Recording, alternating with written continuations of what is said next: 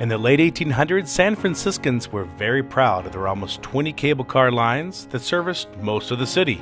These weren't just used by commuters or tourists, but by the locals going to the market or kids going to school. It was their way of life, but it only lasted about 30 to 40 years.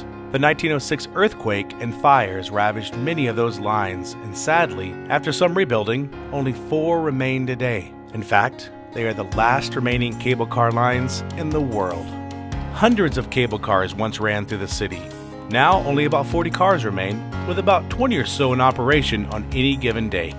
At the heart of this transportation marvel is the Cable Powerhouse, which doubles as a pretty cool museum. This powerhouse services about 5 miles of cable car routes. Below the streets are a series of hundreds of special pulleys called sheaves. These sheaves keep the cable from rubbing and allow the cables to go around corners at just the right heights for the cars. The cables travel to the end of the line and loop around a sheave and back to the powerhouse. It's one big continuous line.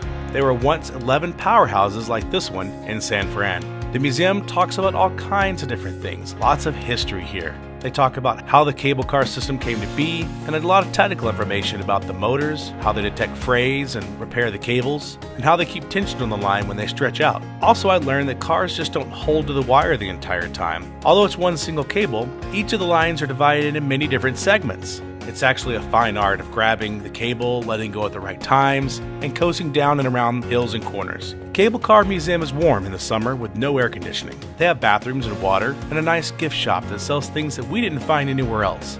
If you're interested in visiting, and you have your Muni Pass, take a cable car. Expect to spend about 20 minutes in the museum if you have kids, or about 40 if you have time to read everything and watch the short films.